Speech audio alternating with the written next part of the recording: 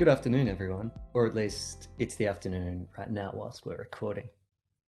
I want to talk to you today about a recent empirical project I've been running. The big idea behind this project is that there's an orthodox understanding in the pharma industry that once a generic is authorized, drug developers are no longer interested in repurposing that drug.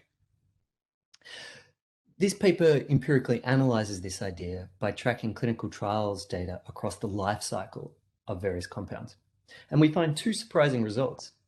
First, the number of clinical trials after generics are authorized is actually comparable to the number before they were authorized. This is primarily due to university and hospital-sponsored trials. Secondly, we actually see an uptick in the number of trials conducted by pharma companies, so much so that half of the drugs, once they're authorized as generics, have active number of clinical trials. Though these trials are conducted not by originators, but competitors to the originators. Now, I'll elaborate on all that in a moment. But what we're working towards here is this paper then explores ways to repurpose more drugs based on this information. And one of the things that we're considering is, or advocating, suggesting, is incorporating these trials into emerging government repurposing programs. And then secondly, taking advantage of the increasingly clear but unappreciated IP strategies to repurpose these drugs that are demonstrated by the competitor companies. Or in short, what I want to outline is a way to capitalize on public sector drug development via clever IP strategies. Okay, so hopefully all that will become quite clear quite soon. So the plan for today is I'll run through some background, why people argue repurposing stops when generics are authorized. I'll then look at this study. I'll talk about how we test whether repurposing stops when generics are authorized, and I'll talk about the results from this study. I'll then move on to some policy implications and suggest an opportunity for government programs to incorporate this clinical trial data and IP strategies. And ultimately, what I think we could be talking about here is a virtuous cycle where if some of these government programs incorporate IP strategies, it will not only encourage pharmaceutical companies to act with them, but it could create licensing revenue for these programs and therefore kickstart more repurposing as well. So let's get into it, straight into the background. Some background, some basics here.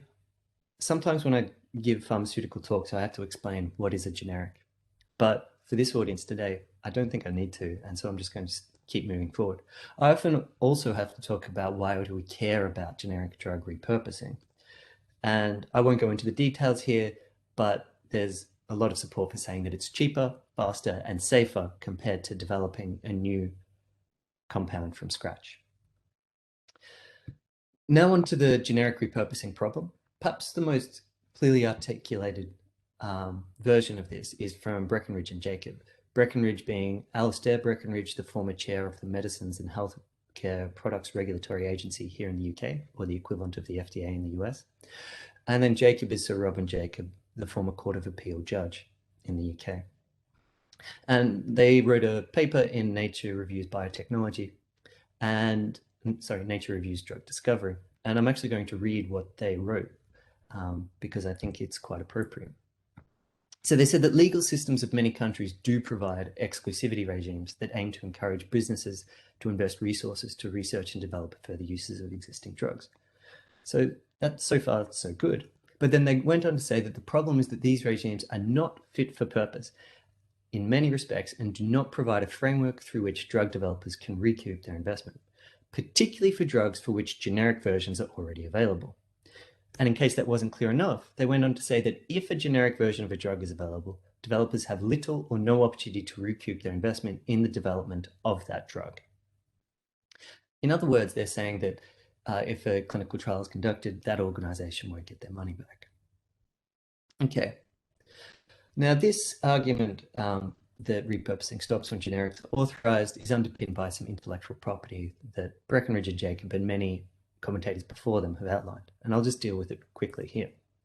Generally, when a drug is developed, it relies on patents, but for repurposed drugs, they often have to rely on what's called repurposed drug patents or second medical use patents, and these are generally accepted to be quite weak. The patent claims have very narrow protection, protecting only specific uses, and are often found invalid at a much higher rate than patents for new compounds.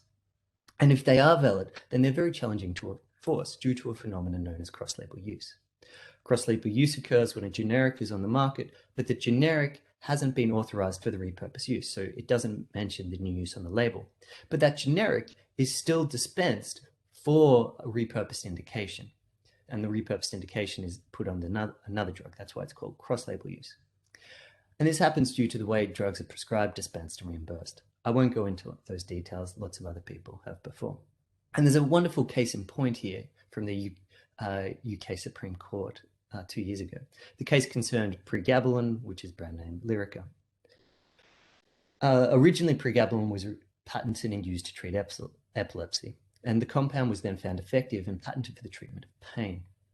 The patent was found invalid in the UK by the UK Supreme Court, and they said that even if the patent was valid, that it wouldn't have been infringed when generic pregabalin was sold with not mentioning pain. It was just labeled for epilepsy, but then it was dispensed and used for pain by patients. The court said the generic company wouldn't have been liable for that use. Right. So there's been 2 previous studies that have previously explored the generic repurposing problem. And they both actually support the Breckinridge and Jacob argument that repurposing stops or significantly slows when generics are authorized. But they're also flawed in 2 respects. One, they examine authorizations, so the outcome of research, not research itself. So it's possible that there's clinical trials that are still conducted that don't result in authorizations because actually they're just not effective. And secondly, they omit repurposing by combining drugs into fixed doses, which is actually a very standard repurposing strategy, especially as we'll see later. Which brings me on to this study and its research questions. So this study is motivated by Breckinridge and Jacobs' statement, and if they accurately state that developers have little or no opportunity to recoup their investments, then drug developers should effectively stop conducting clinical trials to repurpose drugs once generics are authorized. Which brings me to the research questions. How do the number of clinical trials aimed at repurposing drugs vary from initial authorization of the compound until about five years after the generic is authorized, so around a 15 to 20 year time span? And then specifically there, do the number of trials slow or stop after generics are authorized? And then secondly, who is conducting those trials? Okay, so now I'll look more specifically at the method. The first step was data collection and to identify the relevant compounds. So here we identified all relevant small molecules that went generic for the first time in 2014 in the United States using FDA data.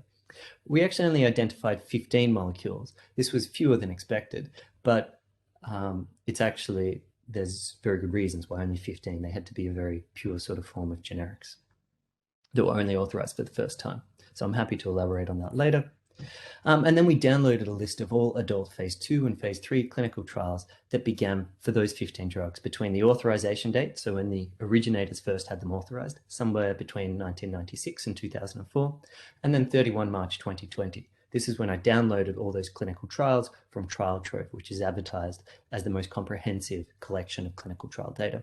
For those 15 drugs in that time frame, we downloaded around 2,100 clinical trials.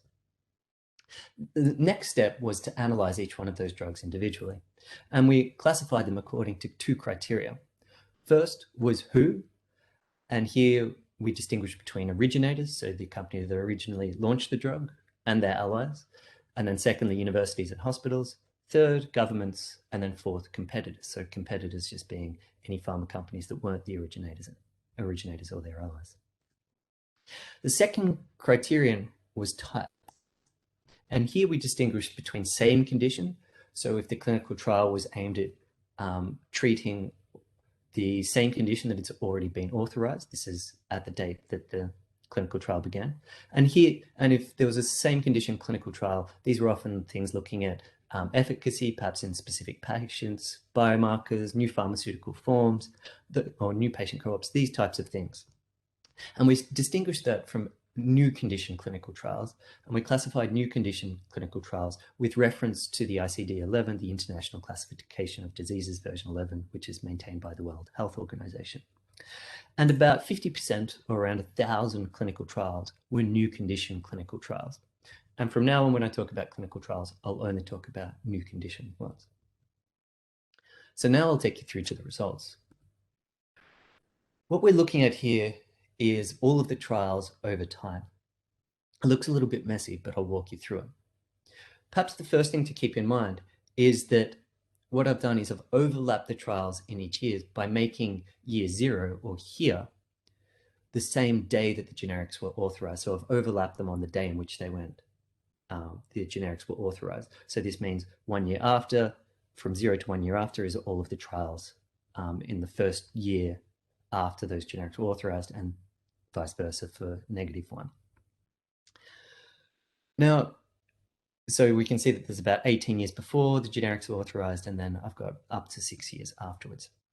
Now, if we ignore the colors for a moment, we can see that there's broadly, if we just look at the shape, we can broadly see that there's 2 waves. First is all the drugs were authorized by the originators, and then it peaks out at about 8 years before, and then drops away at 3 years before authorization. Then it climbs again, and then maintains that level. It looks like at 4 years after generic authorization, and 5 years, and then 6 years, that it drops away again. But it takes a lot of time to collect all the clinical trials from around the world. So that's a little bit of an evidence bias. And I've looked at the data afterwards, and there's actually a lot more trials there. So this doesn't appear to drop away. Now, if we look at the colors, we can see that during this sort of first wave, that the blue here are the originators. So these are the originators sponsoring the trials. It drops away after year 8. By about year 3, reaches a marginal level and never really jumps up again.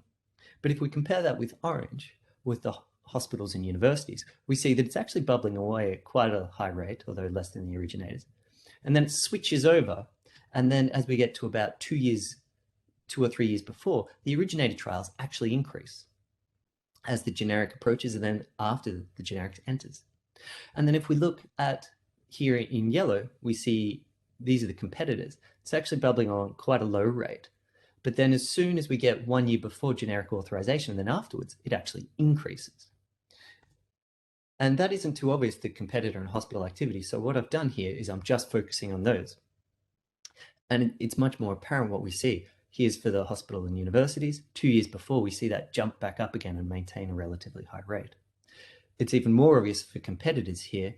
1 year before generic authorization, it really jumps up and maintains this level. Although I should point out that the y-axes here are very different values between the hospital and the competitor trials. But we actually see competitors increase, and overall, of course, we do not see trials stopping. What we're looking at here now is the same graph as the first one I showed you, but instead of separating it by its sponsors, we're separating it by the 15 drugs I analyzed. Now, this is really messy, but I only really want to make one point here, and that is that some drugs, for instance, 6 here, which I think was alertinib, contributes quite a large number of clinical trials, and it varies over time. Other drugs, such as 15, as the 15th one here in gray, contributes very few. So we can make comments about all drugs and trials not stopping, but it's also going to be useful to look at drug by drug level to see if trials for some drugs stops and others don't. Otherwise, we could see outlier drugs with vast numbers of trials actually inordinately affecting these results. So that's what I do here, looking at drug by drug analyses. Now, again, it looks like I've got a really messy table, but bear with me. I've got these neat summaries down the bottom that will hopefully make sense of the whole thing. Okay, so what I've done in this table is if I've compared the average number of trials per year during the exclusivity period, so before the generic was authorized, with the average number of trials during the generic period after the generic was authorized. And I've done that for each individual drug, and that's where I've come up with these numbers. But then all those numbers are a little bit hard to sort of calculate or get around in your head. And so I've classified each drug into 4 categories. The first one is higher, which is in green, and it means that there are more than double the average number of trials during the generic period, so after the generic's authorized, than during the exclusivity period. Then we have active, which is in blue, and means the number of trials during the generic period is somewhere between double and half the number during the exclusivity period. And then we have lower, which means there's less than half the number of trials during the generic period compared to the exclusivity period. That's broadly what Breckenridge and Jacob were talking about. Then the fourth category is unclassified, And that's if there's fewer than one drug every 2 years during both the exclusivity and the generic period. Now, you'll see in this table that I've actually conducted the comparison twice. To begin with, I just want you to concentrate in this first column here. And what this comparison looks at all organizations' trials in the exclusivity period compared to the generic period and classified them all. So all organizations' trials means we've included the university and hospital trials.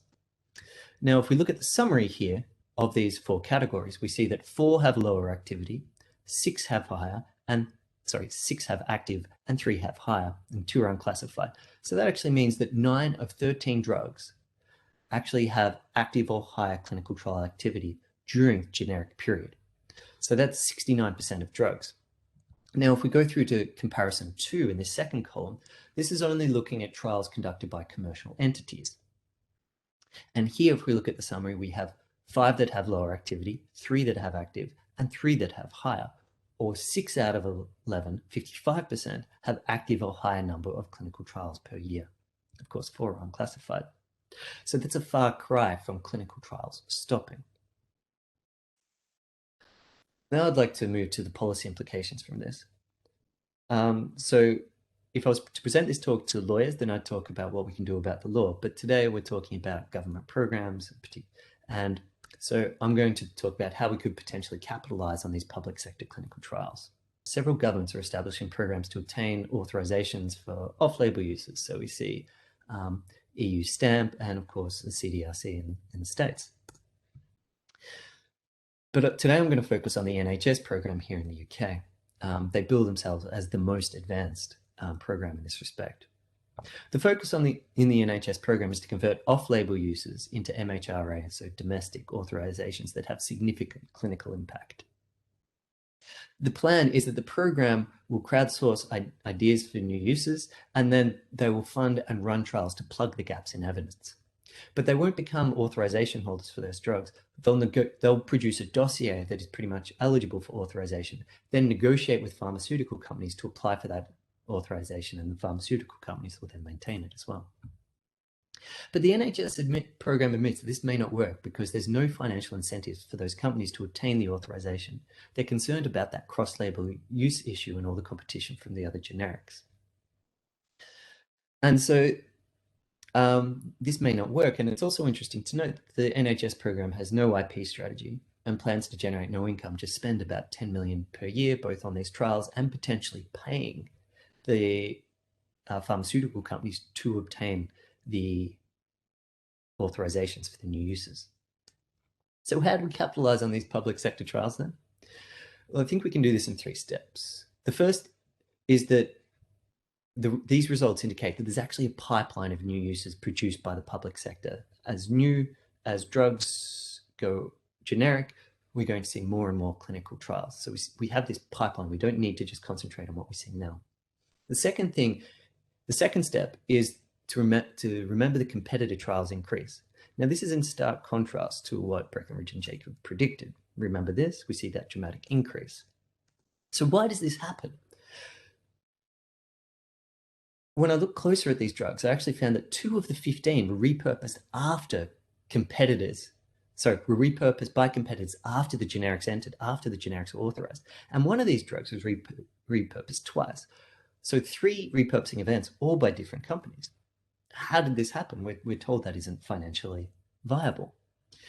Looking closer at this, you see that each of the new uses, all 3 new use events, they all had patent protection as well as IP, but also product differentiation. This was achieved through different dosages, different pharmaceutical forms, and 2 of the 3 used fixed dose combinations. Now, the competitive success shows that some of the drugs, repurposed drugs, can be protected by IP and can become commercially viable. In fact, one of the drugs was licensed from an Israeli company to a US for US distribution at $100 million US plus ongoing royalties. A lot of money. So the third step here is to incorporate IP strategies and product differentiation strategies into the NHS program. And I think what this could do is create a bit of a virtuous cycle. The IP protection will make some of the new uses attractive to companies, overcoming that financial incentive, and could generate income for the NHS. If we're talking levels that we saw in the competitors, then they could negotiate royalties for those drugs. And once they negotiate those royalties, they can then be reinvested back in to repurposing new drugs, especially because we see this pipeline coming through.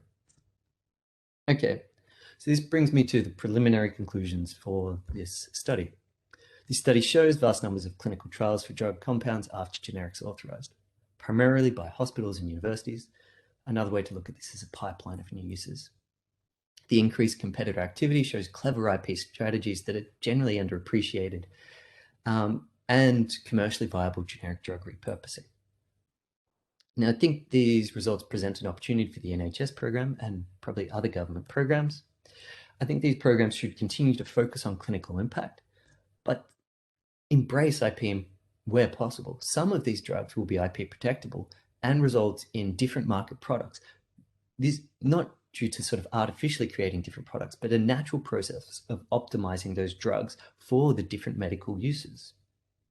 And IP here presents an opportunity to create that virtuous cycle for those uses that are particularly valuable. License revenue could be pumped back into the system. The next step in this research is to expand beyond 1 year, because 1 year could actually be misleading based on the data I've got. And I also think that this there's a question about whether the clinical trials data can actually be incorporated into the program's decision making, both in the NHS and other programs, about looking at what new uses to pursue. But I'll finish up there. So thanks for your time.